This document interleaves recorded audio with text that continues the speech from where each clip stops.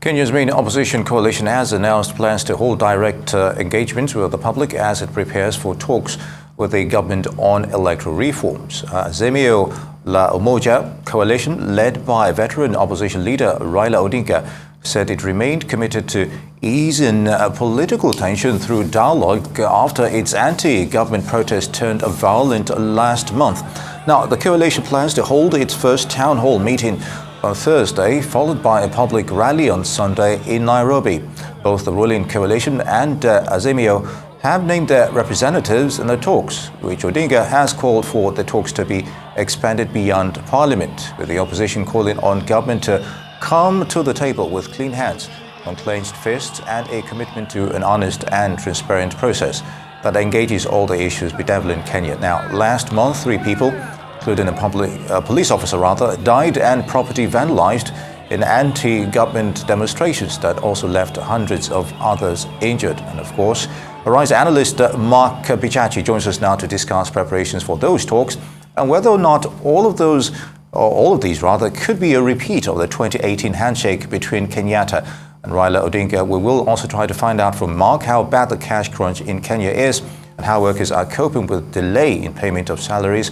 Good to have you on Newsday, Mark. So what does Mr Odinga mean by holding direct engagement with the public on account of talks with the government on electoral reform here? Well, it's an interesting turn of events because the president, when he took office, spent a lot of time winning MPs to his side by giving them various incentives at State House. So what has happened is Mr. Odinga finds himself unable to trust his Azimio MPs within Parliament and is therefore pushing for the dialogue to happen outside of the corridors of Parliament. Just to cite an example, part of the team that was selected by the president to represent him in these talks is a Jubilee Party MP, which Jubilee is an Azimio party. And this MP, Eden Kenan, is speaking on behalf of the government. So the opposition leader feels as if that the parliamentarians have been infiltrated. They have ostensibly been bribed to work with the government. So the issue here is Mr. Odinga does not feel like the government can be trusted within the precincts of Parliament, and therefore wants to take it outside the Parliament where he feels like he has the support of the people and he has the backup of going back to mass demonstrations should the negotiations fail. And these negotiations, they're being very heavily watched. We know that back in March of 2018, there was a similar situation with the same Raila Odinga and Uhuru Kenyatta, who had been at each other's throats for a while. And there was a handshake that definitely marked a turn of events and a calming of the situations. Do you think that this could be a repeat in these next couple of days of that situation, and peace can be the mode of going forward?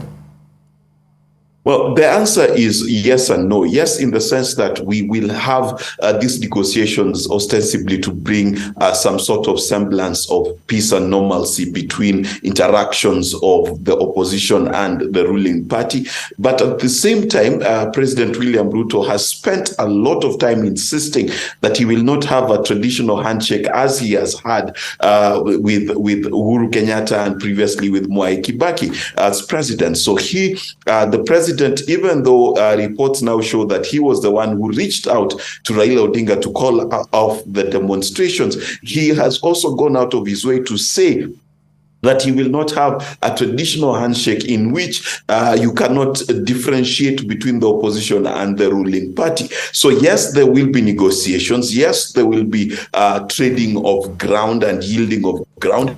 But at the same time, the color and the narrative that will come out of it will try and move away from the handshake, which is colloquial here in Kenya to mean an agreement where the opposition is working together with the ruling party. That is something that the president is going to likely try to avoid. But at the end of the day, there will be trading, there will be horse trading, there will be a semblance of an agreement between the ruling party and the opposition. So the answer is yes and no, but leaning more towards yes, simply because the circumstance does not leave the president with much option. Very good, Mark. Now, specifically, what sort of electoral reform is Mr Odinga and the opposition seeking, realistically? Well, in the most extreme of their requests is that the Electoral Commission be devolved, in the sense that each county, and we have 47 counties in this country, have its own Electoral Commission.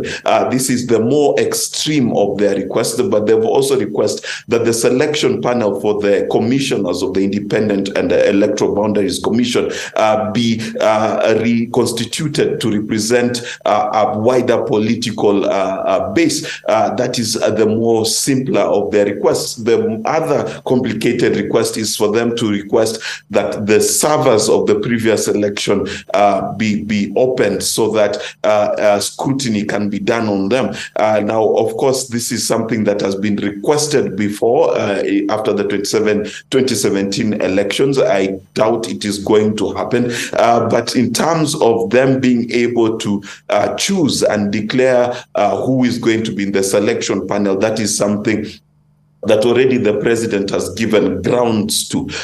So it is going to be a negotiation that has been done before. This has happened in every election cycle since 1997. It will continue to happen. It seems as though it's a tradition in this country. But their more extreme views are not going to happen. It would need a constitutional review, and I don't see that happening as quickly as they imagine.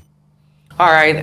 Mark, could you just assess for us his William Ruto's popularity right now? We know when he came in quite high. I'm wondering what the temperature is like concerning him in Kenya. And also, let's talk about the defaulting. If you think that Kenya might possibly default on their debt payments, as some other countries have done in the past, namely Zambia and Ghana. And we know this will affect salaries. Could you discuss that?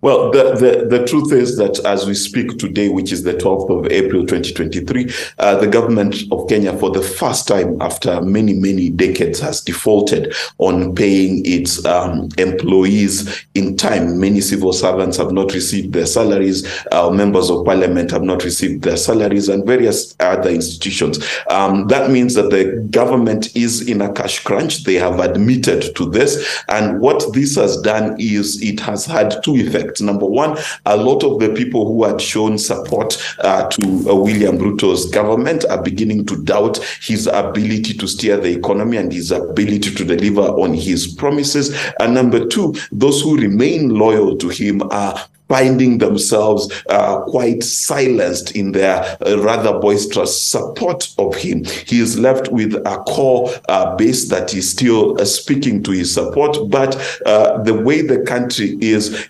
leading to more of people staying away from supporting the president. So he has a lot of work to do in terms of winning the people back. But to the economic question, the government has released a number of treasury bills which have performed at just under 18% subscription, where they used to be oversubscribed hardly a year ago. That means that the government is unable to raise money locally, which is becoming an issue for the country. So their inability to raise money locally is therefore going to affect how it is able to meet its obligation, how it is able to survive moving forward. So the economy of Kenya and its likelihood to default is increasing by the day, given that also tax revenues have reduced. So the Very good. On that note, that was Mark Bichachi, a RISE analyst reporting from Kenya, giving us insights of that.